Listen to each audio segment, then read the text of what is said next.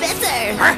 Heb je zin om met mij een avondje te gaan stappen? Wie denk je wel wie je bent? Ik heet Moppie, ik ben een lekker wijf met een heel mooi lijf. Ik hou van zoenen, lekker lang zoenen. Met mijn blonde haar krijg ik alles voor elkaar.